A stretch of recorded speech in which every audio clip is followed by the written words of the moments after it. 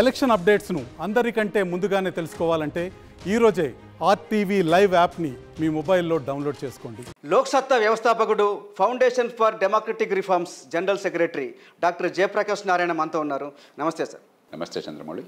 Sir, ఇప్పుడు దేశంలో general elections polling final స్టేజ్కి వచ్చేసింది. ఇప్పుడు అందరి దృష్టి రిజల్ట్స్ మీదే ఉంది. ఒకవైపు భారీగా బెట్టింగ్లు జరుగుతున్నాయి, ఇంకోవైపు విశ్లేషణలు జరుగుతున్నాయి.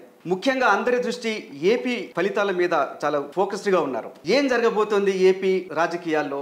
ఏపీలో ఎవరు ముఖ్యమంత్రి కాబోతున్నారు? ఏ పార్టీ అధికారంలోకి రాబోతోంది? మీ అంచనా ఏంటి? చంద్రమౌళి, నేను ఎప్పుడు కూడా ఈ ఊహాగానాల్లోకి వెళ్ళాను. ఇదంతా ఎక్కడ వస్తుందంటే ఈ బెట్టింగ్ కానీ ఇంకోటి కానీ ఇతర దేశాల్లో మనం చూడం. ఒక అమెరికాలోనో, బ్రిటన్లోనో, ఫ్రాన్స్, జర్మనీలోనో ఈ బెట్టింగ్లో ఉండడం అంటే మనం ఏంటంటే దాన్ని ఒక గేమ్గా అనుకుంటున్నాం, 2020 మ్యాచ్గా అనుకుంటున్నాం. ఎవరు అధికారంలో ఉంటారో అని చెప్పి ఆలోచిస్తున్నాం తప్పితే ఏం జరుగుతుందని ఆలోచించట్లా. నా దృష్టిలో ప్రజాస్వామ్యంలో అది చాలా తప్పైనటువంటి ధోరణి. మనం చూడవలసింది ఏ సిద్ధాంతాలకి లేకపోతే ఏ ఎజెండా కట్టుబడి ప్రజల ముందుకు వస్తున్నారు, వాళ్ళ గత చరిత్రని బట్టి కానీ వాళ్ళు ఇచ్చిన హామీలని బట్టి కానీ భవిష్యత్తులో ఏం చేసే అవకాశం ఉంది, ఏది జరిగితే రాష్ట్రానికో దేశానికో మంచిది అలా ఆలోచించాలి తప్ప మనం కాయరాజా కాయ అని చెప్పిన ఏదో అధికార క్రీడగా భావిస్తే అది మంచిది కాదు. రెండోది, ఎలక్షన్ అయిపోయింది. ఇప్పుడు మీరు నేను ఏం మాట్లాడినా కూడా దాని మీద ప్రభావం ఎవరికి ఉండదు. కాబట్టి కాలక్షేపం కోసం తప్ప ఎవరు గెలుస్తారనే చర్చ నా దృష్టిలో అప్రస్తుతం. ప్రజలు ఒక ఆసక్తి ఉంది ఏం జరగబోతోంది ఏపీలో అనేది. అంటే మీ విశ్లేషణ ఏంటి? ఏ ఇష్యూస్ అందుకని ఇంపాక్ట్ చూపించబోతుంది? ఇష్యూస్కి వెళ్దాం మనం. ఎందుకంటే ప్రధానంగా ఆంధ్రప్రదేశ్లో ఎన్నిక జరిగింది సంక్షేమం, అభివృద్ధి రెంటికి మధ్య పోరాటం. రెండు పార్టీలు సంక్షేమానికి కట్టుబడి ఉన్నాయి.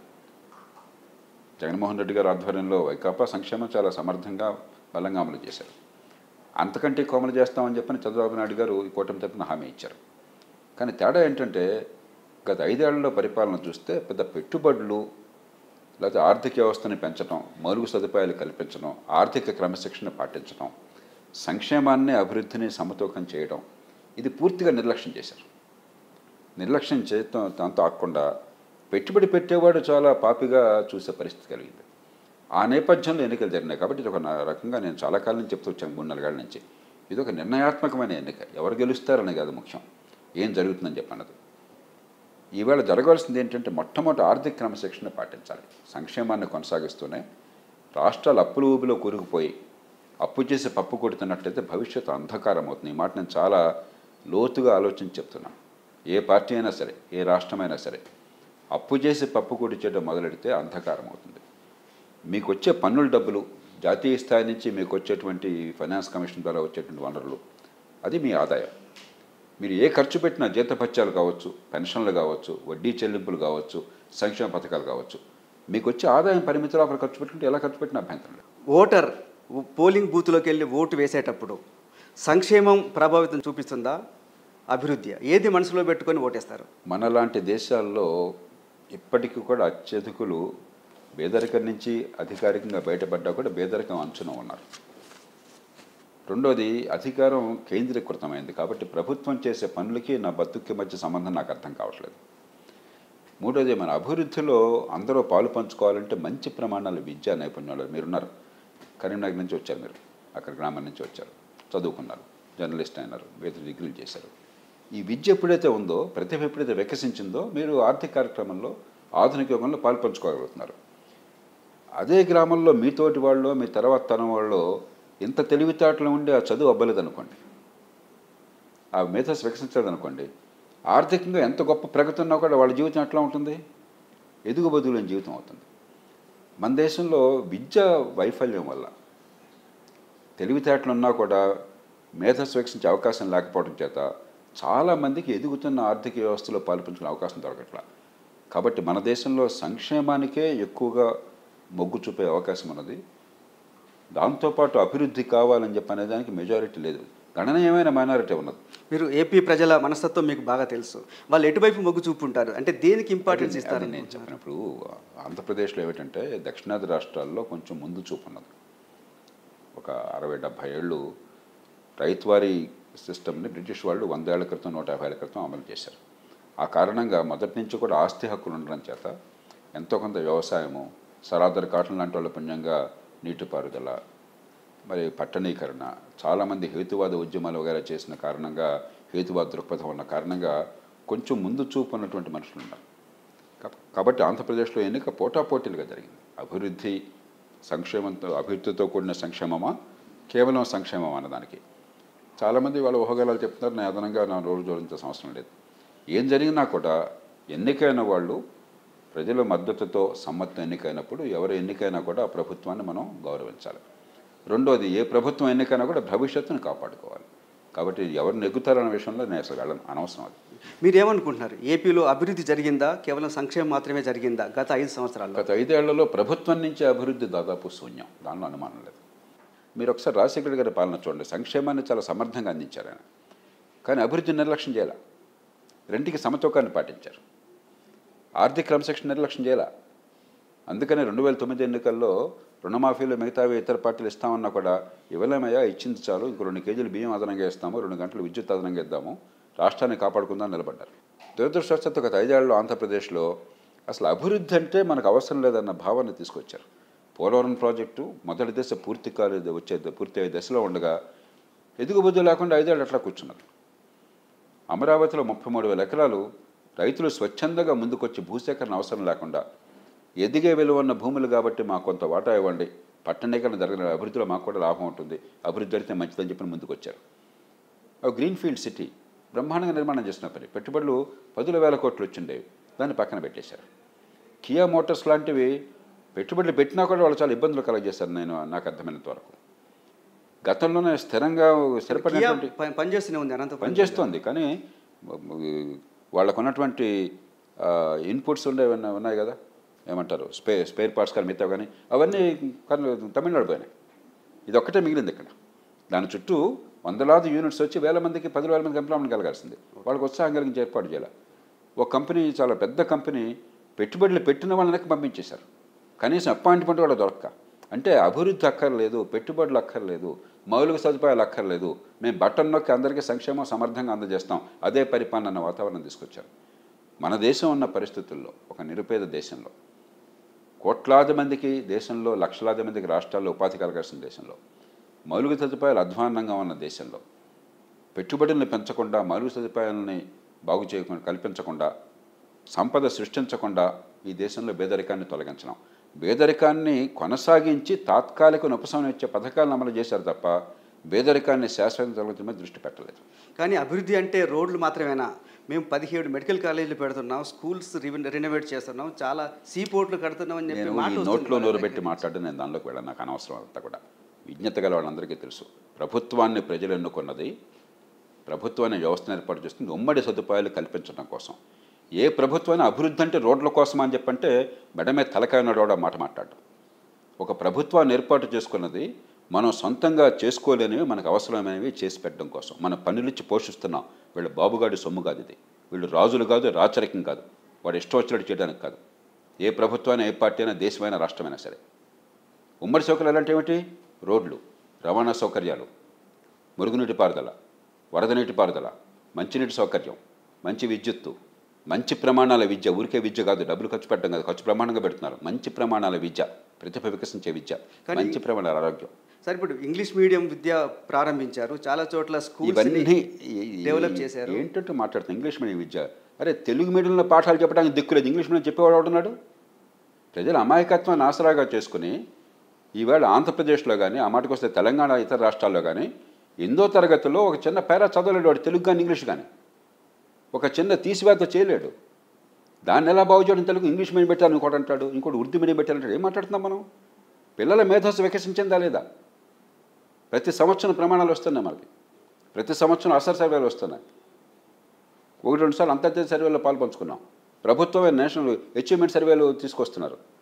180 మంది పిల్లలకి భవిష్యత్తు లేకుండా తయారు చేస్తున్నాం. అదొక ఆంధ్రప్రదేశ్లోనే అంటలా, అన్ని రాష్ట్రాలు అట్లాగే తగలడ్డాయి. అంతకుమించి అక్కడేం జరగట్లా. డబ్బులు ఖర్చు పెడితే విద్య వచ్చినట్టు కాదు, అమ్మఒడి పేరుతో డబ్బులు పంపకం చేస్తే విద్య వచ్చినట్టు కాదు, పిల్లల మేధస్సు వికసిస్తే విద్య వచ్చినట్టు. అది లేకుండా ఊరికి మసిపూసి మారేడు గజ్జని ఇంగ్లీష్ మేమిటని ఒకడు అంటారు, మంచి బిల్డింగ్ కట్టని ఇంకోటి అంటాడు. బిల్డింగ్తో విద్య వస్తుందా? బిల్డింగ్ వద్దని ఎవరు అనరు, ఇంగ్లీష్ వద్దని ఎవరు. నేను తెలుగు మీడియంలో చదువుకున్నాను, ఇంగ్లీష్ నాకు ప్రాణం, నేను వాళ్ళు ఆలోచించేది ఇంగ్లీష్లో, ఇంగ్లీష్ వద్దని ఎవరు అనరు. ఇదంతా కూడా మిడిమిడి జ్ఞానంతో మాట్లాడే మాటలు ఇవన్నీ కూడా. పిల్లల మేధస్సు వికసించాలి.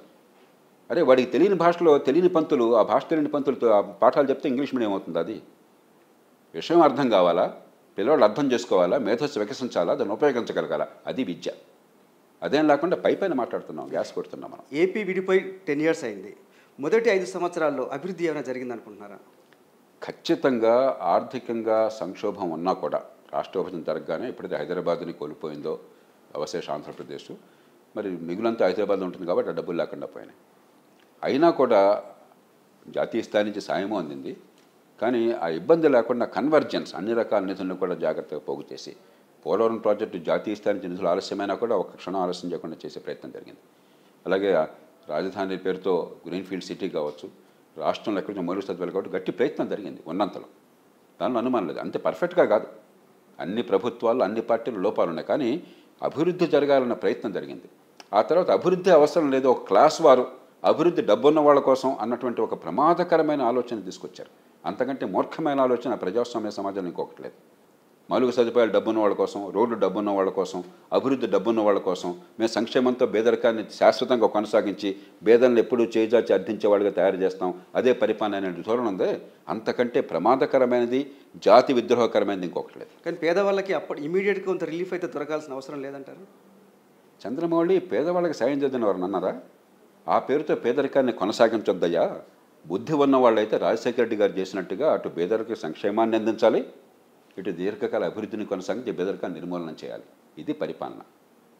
అంతేగాని శాశ్వతంగా ఎవడు అబ్బసం అల్లుడు దానం చేస్తాడా? ఎవడు సొమ్ము దానం చేస్తున్నాడు? ఇది ప్రజల డబ్బు. ఆ ప్రజల్ని బెచ్చగాళ్ళుగా మారుస్తారా? అది ప్రజలకు హక్కు. అది పెద్ద మీరు రాజుల్లాగా చేస్తూ ఉంటారా? ప్రజలకు చేయాల్సిన పనులు చేయకుండా, మౌలిక సదుపాయాలు కల్పించకుండా, ఉమ్మడి సేవలు అందించకుండా, ప్రభుత్వాన్ని వ్యవస్థను మానవాళ్ళు ఏర్పాటు చేసుకున్నది సొంతంగా చేసుకునే పనులు, ఉమ్మడిగా కావాల్సిన పనులు ఉన్నాయి. దోమల నివారణ ఉన్నది, మన ఇంట్లో చేసుకుంటే చాలదు. వర్షం వస్తే వరదలు వస్తాయి, మన ఇంట్లో మనం చేస్తే చాలదు. అది మురుగునీటి పారుదల సరిగ్గా లేకపోతే అంత గందరగోళం అయిపోతుంది, మనం సొంతంగా చేసుకోలేము. అది ఉమ్మడి సౌకర్యాల కోసం ప్రభుత్వాన్ని ఏర్పాటు చేసుకుని మనం పోషిస్తున్న పనులు ఇచ్చి, మనం ఓటిచ్చి గద్దె మీద కూర్చోబెట్టిన పని చేయండి అని చెప్పని అవన్నీ మర్చిపోయి రాజుల్లాగా రాచరికంలాగా ఇష్టం వచ్చి ప్రవర్తిస్తే ఎట్లాగా? ఏ పార్టీ అయినా ఏ ప్రభుత్వం అయినా కూడా ఎవరి కోసం ఇది? మీరు గద్దెనెక్కడం కోసం ఈ ప్రజలతో ఉంది. ప్రజల బతుకులు బాగు చేయడం కోసం ఉమ్మడి సౌకర్యాలు కావాలి. అసలు దాని గురించి అవగాహన లేకుండా ఉమ్మడి సౌకర్యాలు ఎందుకని మాట్లాడితే అలాంటి వాళ్ళు పరిపాలనకు అర్హులా ఎవరైనా సరే, భారతదేశంలో కానీ ప్రపంచంలో కానీ? 5 ఏళ్ల జగన్ పరిపాలనకి మీరు ఎన్ని మార్కులు వేస్తారు? 100లో మీరు ఎన్ని మార్కులు వేస్తారు? బాగా వస్తే 30 వస్తాయి, 20 నుంచి 25 వస్తాయి. పాస్ కూడా కారం, మినిమం మార్కుతో కూడా పాస్ అయ్యే అవకాశం. ఎందుకంటే అభివృద్ధికి బాట వేయని వాళ్ళు, ఉమ్మడి సౌకర్యాలు కలిగించని వాళ్ళు, జాతి సంపద పెంచని వాళ్ళు, ఆదాయాలు పెంచని వాళ్ళు మంచి పరిపాలన చేసినట్టు కాదు. వీళ్ళు కేవలం ఖజానాలో పడ్డ డబ్బుల్ని సగం ఖర్చు పెట్టేసుకుని వృధా చేసి కొంత కైంకర్యం చేసి మిగతా అది బటన్ నొక్కి సమర్థంగా పంపిణీ చేసామని చెప్తున్నారు. అది పరిపాలన కాదు, దానికి పరిపాలకులు అక్కర్లా, గుమస్తాలు పెడితే సరిపోతుంది. కానీ డెఫినెట్గా ఏ ప్రభుత్వం వస్తే ప్రజల జీవితం మారుతుందని మీరు అనుకుంటున్నారు? నేను మొట్టమొదటి చెప్తున్నాను, అభివృద్ధిని సంక్షేమాన్ని సమంగా పాటించి, సమతూకం చేసి, మౌలిక సదుపాయాలు కల్పించి, పెట్టుబడులను ప్రోత్సహించి, ఆర్థిక వ్యవస్థను పెంచి, సంపద సృష్టించి ఉపాధిని కల్పించేటువంటి ప్రభుత్వాలు కావాలి దేశంలో కానీ రాష్ట్రంలో కానీ. ఆ కారణంగానే జాతీయ స్థాయిలో కానీ రాష్ట్రంలో కానీ నేను ఎన్డీఏ కూటమికి మద్దతు ఇచ్చాను. ఎందుకంటే ఆర్థిక క్రమశిక్షణ విషయంలో నరేంద్ర మోదీ గారి విషయంలో ఏ రకంగా అనుమానం లేదు. ఆయన మీద ఎన్ని ఆరోపణలను మీరు చేయొచ్చు. ఆర్థిక క్రమశిక్షణ కావాలి, అలాగే మౌలిక సదుపాయాల కల్పన కావాలి, పెట్టుబడులు కావాలి, ఆర్థిక అభివృద్ధి కావాలి, ఉపాధి కల్పన కావాలని చెప్పని మిగతా వాళ్ళు కూడా చేస్తే అంతకంటే సంతోషం మనకి ఇంకేముంది. మీరు అభివృద్ధి కోసం ఎన్డీఏ కూటమి గెలవాలని మీరు కోరుకుంటున్నారు, మీరు సపోర్ట్ కూడా చేశారు. మీరు ఎన్ని సీట్లు వస్తాయి అనుకుంటున్నారు ఎన్డీఏ కూటమి? మళ్ళీ ఆ చర్చలకు నేను వెళ్ళను. ప్రజల ముందుకు వాళ్ళ విధానాలు చెప్పారు, ప్రజలు తీర్పిస్తారు, చూద్దాం ఏం జరుగుతుందో. టీడీపీతో బీజేపీ పొత్తు వల్ల టీడీపీకి మేలు జరుగుతుంది అనుకుంటున్నారా, నష్టం జరుగుతుందా? నాకంటే టీడీపీలో వాళ్ళు చాలా తెలివి వాళ్ళు, అనుభవం ఉన్నవాళ్ళు, లాభ నష్టాలు బేరీ చేసుకుని వాళ్ళు మద్దతు కూడా. కానీ వాళ్ళు తప్పులు చేసిన సందర్భాలు చాలా ఉన్నాయి. మనకు అనవసరం. ఇప్పుడు నాకు ఈ రాజకీయ క్రీడంటే ఆసక్తి లేదు చంద్రమౌళి. వీడు గెలుస్తాడా, ఆడు గెలుస్తాడా, ఎవడు గెలిస్తే ఏమైంది, గద్దె మీద ఎవడు కూర్చుంటే నాకేమైంది. నేను చూసేది ఇప్పుడు కూడా నాలాంటి వాళ్ళం ఈ జాతికి ఏమవుతుంది, మన పిల్లల భవిష్యత్తుకి ఏమవుతుంది. మనం దీన్ని ఒక ఆఖరాలాగా, ఒక గేమ్ లాగా భావిస్తున్నాం. గెలుపోవటం, నాకు గెలుపోవటం అనే భాష నాకు ఇష్టం ఉండదు. ప్రజలు ప్రతినిధులను ఎన్నుకున్నారు, పనులిచ్చి పోషిస్తున్నారు. దానివల్ల ప్రజల జీవితాల్లో ఎలాంటి మార్పులు వచ్చే ఏర్పాటు జరుగుతుంది. కాబట్టి నాలాంటి వాళ్ళని కోరేది ఏంటంటే, ఏ పార్టీ ఉన్నా కూడా, అన్ని పార్టీలు కూడా సిద్ధాంతాల్లో కొన్ని విధానాల్లో మార్పులు ఉన్నా కూడా అందరూ ఈ దేశ అభివృద్ధికి, ఆర్థిక క్రమశిక్షణకి, సంపద సృష్టికి, అత్యున్నత ప్రమాణాల విద్యకి, అంటే కేవలం డబ్బు ఖర్చు పెట్టడానికి కాదు, మంచి ప్రజల ఆరోగ్యానికి అంకితం కావాలి, చట్టబద్ధ పాలనకి.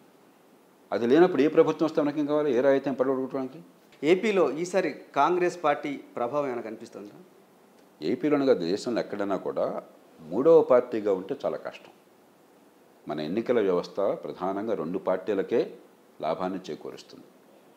ఉదాహరణకి కొంతకాలం పాటు బీజేపీ తెలంగాణలో అసెంబ్లీ ఎన్నికలకు ముందు 1 సంవత్సరం ముందు ఇది ఉప ఎన్నికల్లో బీజేపీ కొంచెం బాగా ప్రభావం కనిపించింది. కాబట్టి అయితే అప్పుడు అధికారంలో ఉన్నటువంటి బీఆర్ఎస్ అయితే బీజేపీ అనుకున్నారు. ఏ కారణంగానే బీజేపీ తగ్గింది. అసెంబ్లీ ఎన్నికల్లో ఏమైంది, అది కేవలం పోటీ కాంగ్రెస్ పార్టీకి బీఆర్ఎస్కి అయింది. ఇప్పుడు చాలామంది మనసుల్లో బీఆర్ఎస్ తగ్గిందని కనిపిస్తున్నది. అది నిజమైనట్టయితే పోటీ ప్రధానంగా బీజేపీకి కాంగ్రెస్ పార్టీకి మధ్య ఉంటుంది. కాబట్టి 2 ప్రధాన పార్టీలకే మన వ్యవస్థలో ఎక్కువగా రాజకీయంగా ఫలితం ఉంటుంది. ప్రజలు ఒకవేళ ఇంకో పార్టీ అంటే మనసు ఉన్నా కూడా, ఆ పార్టీ విధానం నచ్చినా కూడా, మూడవ పార్టీకి ఓటు వేయడం చాలా అరుదు. 2 పార్టీలు ఎంచుకుంటారు.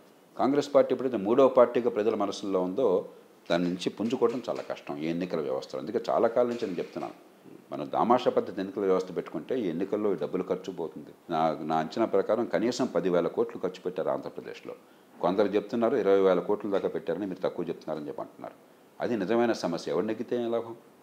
20,000 కోట్లు ఖర్చు పెట్టిన తర్వాత మీరు రాష్ట్ర ప్రగతి కోసం పాటుపడతారా, దేశాన్ని దోచుకోవడం మీద దృష్టి పెడతారా? కాబట్టి మౌలికమైన సమస్య మీద దృష్టి పెట్టకుండా ఎవడు గెలుస్తారు ఎవరు ఓడతారు మీద మన చర్చ అంతా వెళ్తుంది. అదే ఈ దేశానికి పెట్టిన నష్టం. కానీ ఈసారి దేశంలో ఎక్కడా లేనంత ఏపీలో ఎన్నికల హింస జరిగింది. ఎందుకు ఇలా జరిగింది అంటున్నారు?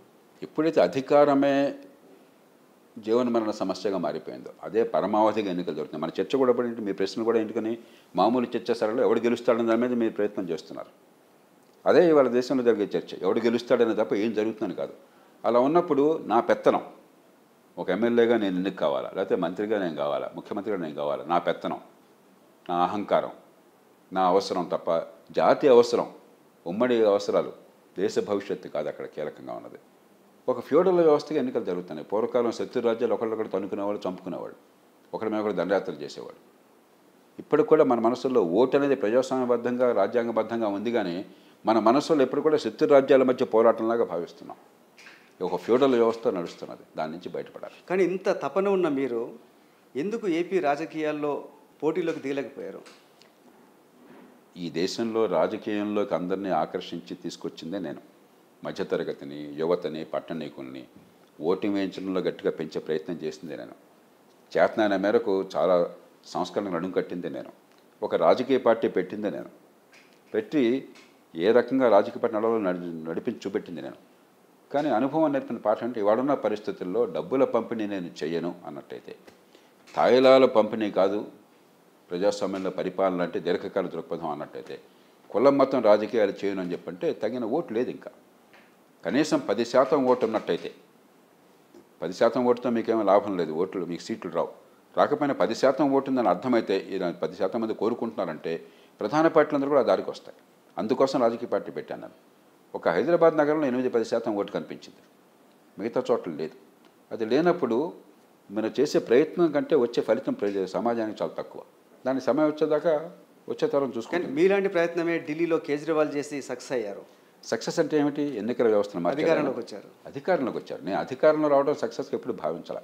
అదే లక్ష్యం అయితే మార్గం ఇంకో రకంగా ఉండేది. ఈ దేశంలో మార్పు రావడం లక్ష్యం సక్సెస్గా నేను భావిస్తున్నాను. అందుకనే దేశంలో అధికారంలో ఉన్న చాలామంది చేసిన దానికంటే ఎక్కువ మార్పులు నేను సాధించాను అధికారం లేకుండా. అది నిజమైన మార్పు నా దృష్టిలో, అది సక్సెస్. కానీ పార్షియల్ సక్సెస్, జరగాల్సిన మార్పులు చాలా ఉన్నాయి. కాబట్టి సక్సెస్ నిర్వచనం ఈ దేశంలో చాలామంది భావం మన పదవిలో ఉంటే సక్సెస్. నా దృష్టిలో పదవిలో ఎవరున్నా కూడా కావాల్సిన మార్పులు వస్తే సక్సెస్. ఫ్యూచర్లో మీరు మళ్ళీ రాజకీయాల్లో యాక్టివ్ అయ్యే అవకాశం ఉందా? ప్రత్యక్ష ఎన్నికల్లో నేను చెప్పాను, 10% ఓట్లు లేనప్పుడు ప్రత్యక్ష ఎన్నికల్లో పాల్పంచుకోవడంలో శక్తి వృధా అవుతుంది. నాలంటే అందులో గట్టిగా కొన్ని నియమాలకు కట్టుబడి నేను గీత దాటినని కూర్చున్న తర్వాత మంచికో చెడుకో ఒక్కొక్కటి తెక్క ఒక్కొక్కడికి ఉంటుంది.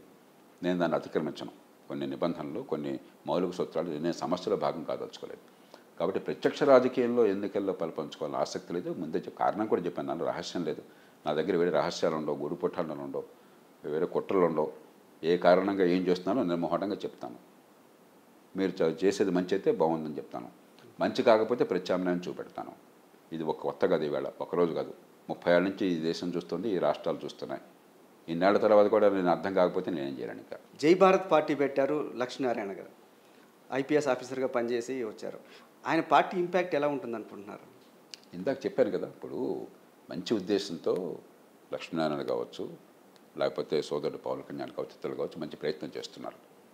కానీ ఈ దేశంలో మన ఎన్నికల వ్యవస్థలో 3వ పార్టీకో 4వ పార్టీకో 5వ పార్టీకో ప్రభావం భావజాలంలో కొంత ఉండొచ్చు, కానీ ఓట్ల రూపంలో కష్టం. చూద్దాం ఏమవుతుందో. మీరు సంక్షేమం అభివృద్ధి గురించి మాట్లాడినప్పుడు చెప్పారు చంద్రబాబు పీరియడ్లో కొంత డెవలప్మెంట్ మీద ఫోకస్ జరిగిందని. కానీ ఈ ఎన్నికల్లో వాళ్ళు కూడా సంక్షేమానికి పెద్దపీట వేసి చాలా హామీలు ఇచ్చారు కదా. ఎందుకంటే సంక్షేమం లేకుండా ప్రజాస్వామ్యంలో ఎన్నికలు నడవు. మనం నిజాయితీగా మాట్లాడతాం. నేను అసలు ఈ దేశంలో ఉచితాలు ఏమీ ఇవ్వను, కేవలం అభివృద్ధి కోసం పాటుపడతానంటే ఓట్లు పడవు. రెండోది, కష్టంలో ఉన్నవాళ్ళు తాత్కాలికంగా ఆదుకోవడానికి కావాలి. ప్రజాస్వామ్య దేశాల్లో, డబ్బున్న దేశాల్లో కూడా సంక్షేమం అవసరం. కాబట్టి సంక్షేమం వద్దని కాదు, సంక్షేమం వర్సెస్ అభివృద్ధి కాదు. అభివృద్ధి లేని సంక్షేమమా, అభివృద్ధితో కూడిన సంక్షేమమా, అది పోరాటం. నరేంద్ర మోదీ గారు ఉన్నారు, ఆయన సంక్షేమ పథకాలు బాగా అమలు చేశారు. గట్టిగా చెప్పుకుంటాను నేను, ఎన్ని సంక్షేమ పథకాలు అమలు చేశారు. అదే సమయంలో ఆర్థిక క్రమశిక్షణ పాటించారు, మలుగు సదుపాయాలు కల్పన చేస్తున్నారు, ఆర్థిక అభివృద్ధికి బాటలు వేస్తున్నారు. అది సరైన పద్ధతి. అంచేత సంక్షేమం వద్దని కాదు. తర్వాత ఏ పార్టీ అయినా కూడా ఈ పోటీలో ఆ వేడి వల్ల రకరకాల హామీలు, అలమాలిన హామీలు ఇచ్చారనుకోండి, దేశంలో కూడా క్రమశిక్షణలు. కాబట్టి ఇప్పుడు నేను చూస్తున్న చేయబోయే పోరాటంలో కీలకమైనది ఏంటంటే, మీరు ఎంతైనా ఖర్చు పెట్టుకోండి, కానీ రోజువారీ ఖర్చు, సంక్షేమం కావచ్చు, జీతభత్యాలు కావచ్చు, వడ్డీలు కావచ్చు, మీ ఆదాయం లోపలే ఉండాలి తప్ప అప్పులు చేసిన డబ్బు కాకూడదు. ఆ నిబంధనలు తీసుకోవాలి దేశంలో, అందరికీ వర్తించేట్టుగా. కానీ అన్ని రాష్ట్రాల్లో, ముఖ్యంగా తెలుగు రాష్ట్రాల్లో భారీగా అప్పులు చేస్తున్నారు కదా, వాళ్ళకి మీరు ఏం చెప్తారు? అందుకనే దేశ భవిష్యత్తును కాపాడుకోవాలి. నేను మొదటి నుంచి చెప్తోంది, ఇప్పుడు ఒక రాష్ట్రానికి అధికారాలు ఉన్నాయి, ఎందుకంటే రాష్ట్రాన్ని, ప్రభుత్వాన్ని ప్రజలు ఎన్నుకున్నారు. కాబట్టి ఢిల్లీ నుంచో మరొకళ్ళు చెప్పడానికి అధికారం లేదు, తప్పది. కానీ భవిష్యత్తుని నాశనం చేసి డబ్బులు ఖర్చు పెట్టి అప్పులు చేసే అధికారం మీకు ఎవడవలా. ఈ తరం వాళ్ళు ఇప్పటి అవసరాల కోసం మీకు ఓటు ఇచ్చారు, కానీ వచ్చే తరం నాశనం చేయమని హక్కు ఎవరికి వల్ల. కాబట్టి మన కుటుంబంలో ఎట్లాగైతే, మన కుటుంబంలో 10,000 వచ్చినా, ₹1,00,000 వచ్చినా మన ఆదాయం ఉన్న డబ్బులతో మన కుటుంబాన్ని కాపాడుకుని పిండి కొద్ది రొట్టెగా ఎలాగో తంటాలు పడి, చేతనైతే దానిలో 5-10% మళ్ళీ కొంచెం పొదుపు చేసి, అప్పు చేస్తే ఏమన్నా అప్పు చేసిన డబ్బులు ఆస్తులు సంపాదిస్తాం పిల్లల భవిష్యత్తు బాగుండటం కోసం. విజ్ఞతగా ఏ తల్లిదండ్రులను చేసే పని మన ప్రతి కుటుంబంలో కూడా, ఏ కులమైనా ఏ మతమైనా. మన ప్రభుత్వం కూడా అట్లాగే చేయాలి. అంతేగాని తల్లిదండ్రులు ఎవరన్నా అప్పు చేసి పప్పు కొడి తిని లక్షల కోట్లు అప్పులు చేసేసి పిల్లలకి ఆస్తులు పెంచకుండా నెత్తి మీద పప్పులు చేసి చచ్చిపోయారనుకోండి, వాడిని ఏమనుకుంటాం మనం? మన ప్రభుత్వాలు అట్లా తయారండి. కాబట్టి మీరు ఏదన్నా చేసుకోండి, కానీ ఆదాయం లోపల చేసుకోండి. అప్పులు చేసి మాత్రం ఇష్టం వచ్చిన ఇచ్చినప్పుడు ఖర్చు పెట్టే హక్కు మీకు లేదు. మోడీ ప్రభుత్వ పనితీరు ఎలా ఉంది గత 10 సంవత్సరాల్లో? 3 విషయాల్లో ఖచ్చితంగా ఫస్ట్ మార్కులు వస్తాయి. ఒకటి, ఆర్థిక క్రమశిక్షణ. చాలా ప్రతికూల పరిస్థితుల్లో, కోవిడ్ కావచ్చు, మరొకటి కావచ్చు, అయినా కూడా ఆర్థిక క్రమశిక్షణ విషయంలో ఏ రకంగా నిఖార్సుగా పద్ధతి చేస్తున్నారు. ఉదాహరణకి ఎన్నికలకు దిగుతూ, ఎన్నికలకు ముందు బడ్జెట్లో అదనంగా ₹1 కూడా ఉచితాలు ప్రకటించాలి. బహుశా ఈ దేశంలో ఇంకెవరికి ఆ సాహసం ఉండదు. వాడదేం పోయింది, ఖజానా ఖాళీ అయితే. కానీ దేశం మీద మమకారంతో, క్రమశిక్షణతో చేశారు. 2, మౌలిక సదుపాయాల కల్పన. ఖచ్చితంగా ఎప్పుడు చూడని రీతిలో పెట్టుబడి, ప్రభుత్వం నుంచి పెట్టుబడి రికార్డు స్థాయిలో ప్రతి ఏడాది 3 రెట్లు 4 రెట్లు పెరిగినాయి. జీడిపితో వాటాగా చూస్తే అబ్సల్యూట్గా అయితే 6 రెట్లు పెరిగినాయి. రికార్డు స్థాయిలో మౌలిక సదుపాయాల కల్పన, పెట్టుబడులు జరుగుతున్నాయి. 3, పెట్టుబడులకు ప్రోత్సాహము, ప్రైవేటు పెట్టుబడులకి ఆర్థిక అభివృద్ధి పోతాము. ఈ 3 విషయాల్లో ఖచ్చితంగా ఫస్ట్ మార్కులు. కొన్ని చిన్న లోపాలు ఉండొచ్చు, మిగతా విషయాలు చాలా చేయాలి. మంచి ప్రమాణాల విద్య కావాలి. అది లేకుండా ఈ దేశంలో పేదలకు ఉపాధి కల్పన జరగదు, అభివృద్ధిలో పాలు పంచుకోలేరు. మంచి ప్రమాణ ఆరోగ్యం అందరికీ అందాలి. చట్టబద్ధ పాలన కావాలి. ఇవాళ బడితున్నాడు బడి ఉన్న రాజ్యంగా ఉంది ఈ దేశంలో. గ్రామాల నుంచి పట్టణాలకు వలసపోవాలంటే మహానగరాలకు పోవాల్సి వస్తుంది, పట్టు చేతి పట్టుకుని. పాపం వాళ్ళంతా కూడా దిగాలైపోతున్నారు. ఎక్కడికక్కడ చిన్న పట్టణాలు పెరగాలి. ఈ విషయాల్లో ఈ ప్రభుత్వం గట్టిగా పట్టించుకోవాలి. కాబట్టి ఈ 3 విషయాలు బ్రహ్మాండంగా చేస్తున్నారు, కానీ చేయవలసిన విషయాలు ఇంకా ఉన్నాయి. కానీ ఇంత చేసిన మోడీ ఎందుకు ఎన్నికల ప్రచారంలో అయోధ్య రామాలయం గురించి కానీ, హిందూ ముస్లిం గురించి కానీ, వీటిని ఎందుకు బాగా ప్రమోట్ చేసుకున్నారు? మోదీ అనే కాదు, ఒక ప్రజాస్వామ్య సమాజంలో మీరు చేసే పనులకి నా జీవితానికి మధ్య సంబంధం నాకు అర్థం కానప్పుడు, నేను వేసే ఓటికి నా భవిష్యత్తుకి సంబంధం అర్థం కానప్పుడు ప్రజలు మూర్తికి లొంగిపోతారు. ఒకటి, డబ్బు. తెలుగు రాష్ట్రాల్లో మనం ఎవరికి చెప్పనక్కర్లేదు కదా, మనకెవరు చెప్పక్కర్లేదు కదా డబ్బు ప్రభావం ఎంత ఉంటుందో ఓటుకి. డబ్బు ఇస్తే ఓటు గ్యారంటీగా వేస్తారు, డబ్బు వేయకపోతే ఓటు వేరు గ్యారంటీగా. రెండు తాత్కాలికమైన తాయిలాలు. చాలా చోట్ల ఓటర్లు వచ్చి మాకు డబ్బులు ఇవ్వమని చెప్పి ధర్నాలు చేసే రోజులు వచ్చినాయి. నేను ఓటర్లను తప్పట్లా, ఓటర్లకి సరైన ఓటు వేస్తే కలిగే లాభం ఏంటో అర్థం కలిగించిన వ్యవస్థ నిర్మాణం చేశాము, నమ్మకం కలిగించిన రాజకీయాన్ని నడుపుతున్నాం మనం. కాబట్టి చచ్చినోడి బిడ్డకు వచ్చిందా కట్టమని డబ్బు ఆశిస్తున్నారు. ఓటర్లు తప్పు కాదు, ఇది పూర్తిగా ఇది రాజకీయ నాయకత్వం తప్పు, రాజకీయ వ్యవస్థ తప్పు. రెండోది తాత్కాలికమైన తాయిలాలు ఇప్పటిదాకా మాట్లాడుకున్నాం. మూడోది మన దేశంలో మరి ఇంత సంక్లిష్టమైన సమాజంలో కులం ఉంది, మతం ఉంది, ప్రాంతం ఉంది, వాటిని వాడుకుంటాం. మతం ఒక్కటే ఉంది, కులం వాట్ల. కులం వాడుకుంటే రాజకీయం ఏ పార్టీలో చేస్తుందా? తెలంగాణ రాజకీయం అంతా ప్రాంతీయ రాజకీయం కదా, చాలా కాలం పాటు జరిగింది. కాబట్టి కులం, మతం, ప్రాంతం ఇవన్నీ కూడా ప్రత్యేక కారణాలు ఉన్నాయి. ఈ పార్టీ ఆ పార్టీ అని కాదు, అందరూ వాడుతున్నారు. ఆయన ఒకటి వాడితే ఇంకోటి వాడుతున్నాడు. కులం వాడితే ఓకేనా? ప్రాంతం వాడితే ఓకేనా? ఎక్కడొచ్చిందంటే పాలిటిక్స్ ఆఫ్ ఇండివిజువేషన్. ఈ ఓటు వల్ల నాకేం జరుగుతుంది, ఈ ప్రభుత్వం చర్యల వల్ల నా కుటుంబానికి ఏమవుతుందని అర్థం కాని వ్యవస్థ నిర్మాణం వల్ల వచ్చిన దుర్గతి ఇది. దాని నుంచి బయటపడి మరి అభివృద్ధికి ఒక మెజారిటీ రావాలని చెప్పంటే నాన్న తంటాలు పడాలి. ఆ రకంగా విశ్లేషించాలి. కానీ ఇదేదో దేవతలు రాక్షసుల మధ్య పోరాటం కాదు. అలాగే గట్టిగా మనం పోరాడదాము, వీటికి అతీతంగా ఉంటే లోక్సత్తాలాగా మనం ప్రయత్నం చేశాం. అలా చేస్తే ఏమవుతుందో మనం చూసాం. ప్రస్తుతానికి దాన్ని మార్చడం క్రమక్రమంగా కాలం పడుతుంది. తెలంగాణలో 6 నెలల రేవంత్ రెడ్డి పరిపాలన మీద మీ అభిప్రాయం ఏంటి? ఉన్నంతలో కాస్త రెండు వేసినంటే సరే, రావటమే వాళ్ళు చెప్పిన విధానాలు, ఇచ్చిన హామీల వల్ల ఆర్థికంగా సంక్షోభాన్ని కొని తెచ్చిపెట్టుకున్నారు. దానిలో ఎందుకంటే 1,20,000 కోట్ల అంచనా ప్రకారం వాళ్ళు ఇచ్చిన హామీలన్నీ కూడా అమలు చేస్తే అదనపు ఖర్చు ఏడాదికి 1,20,000 కోట్లు అవుతుంది. బంగారంగా ఉన్న రాష్ట్రం గతంలోనే అభివృద్ధికి బాట వేసినా కూడా బీఆర్ఎస్ ఖర్చు కూడా మరీ దుబారా ఎక్కువ చేసి కొంచెం కష్టం అనవసరం గుర్తుంటున్నారు. దాన్ని మరింత 10 రెట్లు పెంచుకున్నారు. కానీ అది పక్కన పెట్టేస్తే అది ఇక మంచి చోట ఆయన చేతులు లేదు. ఆయన పార్టీ ఒక కమాండ్ ఇచ్చింది, హైకమాండ్ నిర్ణయం చేసింది, ఏదో ఎజెండా పెట్టారు, ఈ తాయిలాలు పంచుతూ ఉన్నారు, నెగ్గారు. కానీ కొంత బ్యాలెన్స్, ఎంతో కొంత బాధ్యత గల పాలన ఇచ్చామని ప్రయత్నం కనిపిస్తున్నది. ఏదో ఒంటెద్దు పోకుండా. కానీ చాలా ఉచితాలు ఇవన్నీ మీరైతే చెప్తున్నారు, అవన్నీ ఆయన కూడా అమలు చేస్తున్నారు. అది అయిపోయింది. ఇప్పుడు ఆయన చేతులు లేదు. ఒకసారి మేనిఫెస్టోలో పెట్టిన తర్వాత నేను అందుకే చెప్పాను, ముందు దాంతోనే ప్రారంభించాను. 1,20,000 కోట్ల రూపాయలు అదనంగా అది రేవంత్ రెడ్డి గారు సొంతంగా చేసింది కదా. ఆయన పార్టీ కర్ణాటకలో పని చేసింది, మరి తెలంగాణలో పని చేసింది, మరి హిమాచల్ ప్రదేశ్లో పని చేసింది, జాతీయ స్థాయిలో అలాంటి ఎజెండా అనేది తీసుకొచ్చారు మొన్న.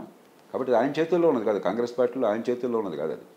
అది తప్పే. నేను స్పష్టంగా చెప్తున్నా కదా, అభివృద్ధికి సంక్షేమానికి సమతూకాన్ని పాటించకపోతే సర్వనాశనమైన విషయం నేను నిర్ద్వందంగా చెప్తున్నాను. నేను సమాజం మొత్తంలో రోజు చెప్తున్న మాటలేవి. సమాజానికి భవిష్యత్తు మార్గం చూపెట్టే ప్రయత్నం చేస్తుంది ఆ రంగంలో. అది పక్కన పెడితే ఉన్నంతలో కొంచెం కొద్దిగా బ్యాలెన్స్ చూపెట్టే ప్రయత్నం జరుగుతుంది. రెండోది అభివృద్ధికి వ్యతిరేకమైన సంకేతం అవట్లా. అభివృద్ధి చేయడానికి మూల పెట్టుబడులకి డబ్బులు లేకపోవచ్చు, కానీ ప్రభుత్వం దగ్గర అభివృద్ధి మనకు జరగాలి, పెట్టుబడులు కావాలి, ప్రోత్సహిస్తామన్నటువంటి భాష వినిపిస్తుంది. ఆ మేరకు ఆ 2 విషయాల్లో అభినందించాలి. ఇక రాష్ట్ర ఆర్థిక సంక్షోభం విషయంలో కాస్త నిజాయితీగా నేను మొట్టమొదటి చెప్పాను, ఎన్నికగానే చెప్పాను. అయిందేది అయిపోయింది. ప్రజలు కొన్ని హామీలు ఇచ్చారు, కొన్ని సాధ్యమైనవి, కొన్ని కానివి.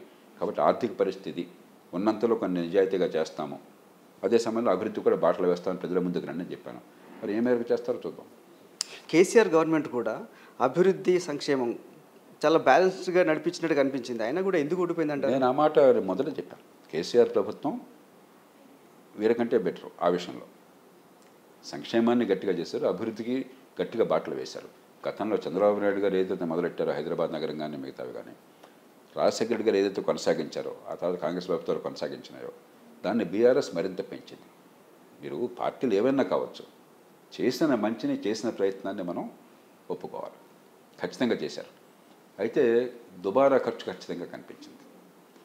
రెండోది, రాజకీయం నడిపే తీరులో ఒక రాచరిక స్వభావం ప్రజలకు కనిపించింది. చాలామంది అడిగేది చెప్తుందంటే, అహంకారం సార్, మాకు అందట్లేదు సార్, అసలు కలవట్లేదు సార్, అలా ఉన్న అవసరం లేదు. అలాగే 10 ఏళ్ళు రాజ్యం చేశాక శాసనసభ్యుల మీద కొంతమంది వ్యతిరేకత ఉంటుంది. వారిని మార్చే ధైర్యం లేకనో లేకపోతే కారణం ఏంటో తెలియదు.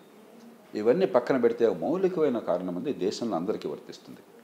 మన దేశంలో అభివృద్ధి జరుగుతున్న చోట కూడా అభివృద్ధి కొన్ని వర్గాలకి, కొన్ని ప్రాంతాలకి పరిమితం అవుతున్నది. తెలంగాణ తీసుకుంటే మహానగరానికి పరిమితమైంది ఎక్కువగా. దేశంలో కూడా చాలా మేరకు ఎక్కడ మహానగరాలు ఉన్నాయో, ఎక్కడ మీకు మేధస్సు వికసించిందో, నైపుణ్యం ఉన్నదో, మంచి చదువు, నిజమైన చదువు ఉన్నదో, కాస్త కూస్తే పెట్టుబడిందో, వాళ్ళు బాగా పెరుగుతున్నారు. అది లేని వాళ్ళు పెరగట్లేదు. అందుకనే మీరు చూస్తే తెలంగాణ ఎన్నికల్లో హైదరాబాదు చుట్టుపక్కలంతా కాంగ్రెస్ వ్యతిరేకంగా ఓటు పడింది. ఒక్క సీటు కూడా కాంగ్రెస్ పార్టీకి పడలా. గ్రామీణ ప్రాంతాల్లో కాంగ్రెస్ అనుకూలంగా పడింది. కాబట్టి ఇది పార్టీలకు అత్యధికంగా విశ్లేషించాలి.